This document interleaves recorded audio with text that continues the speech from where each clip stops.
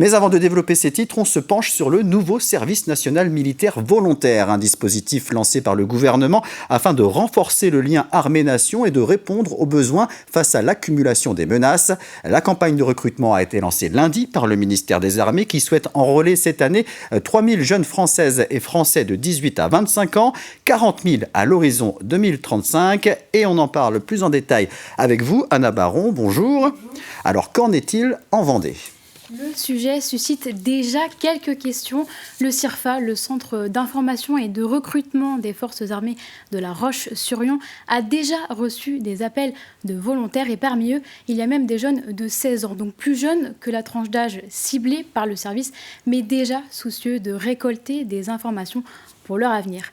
Un signe qui est encourageant, si je reprends les mots du chef de centre, qui est déjà très satisfait des chiffres de recrutement en Vendée. L'armée de terre a par exemple incorporé 140 militaires l'année dernière par la voie classique. Alors en tant que Vendéen, comment candidater ? Le point de contact, c'est le CIRFA de La Roche-sur-Yon. Vous pouvez les appeler pour une demande de renseignement au numéro suivant 02 51 47 88 45. Mais attention, les inscriptions ne se font pas sur place, mais en ligne. Pour envoyer votre candidature, il faut vous rendre sur la plateforme officielle de l'armée à laquelle vous souhaitez candidater. S'engager.fr pour l'armée de terre, lamarinerecrute.gouv ou bien deveniravyateur.gouv. Si vous passez la première sélection, vous aurez un entretien de motivation et une visite médicale.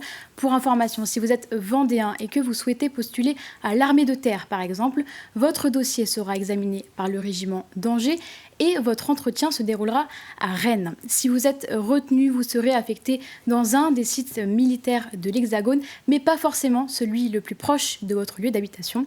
Vous ne serez toutefois pas envoyé à l'étranger ni dans des zones de conflit. À l'issue de ce service, si vous le souhaitez, vous pourrez entreprendre une carrière militaire, mais ça ne sera pas obligatoire.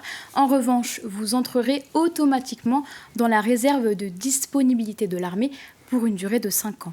À noter enfin que le service national militaire volontaire pourra être également réalisé comme une année de césure pendant vos études et si c'est votre cas, vous conserverez alors votre vœu Parcoursup pour l'année suivante. Si vous êtes déjà dans la vie active, vous pouvez négocier avec votre employeur pour avoir une autorisation. Vous pouvez postuler jusqu'au mois d'avril pour être incorporé entre septembre et novembre. Merci beaucoup, Anna Baron.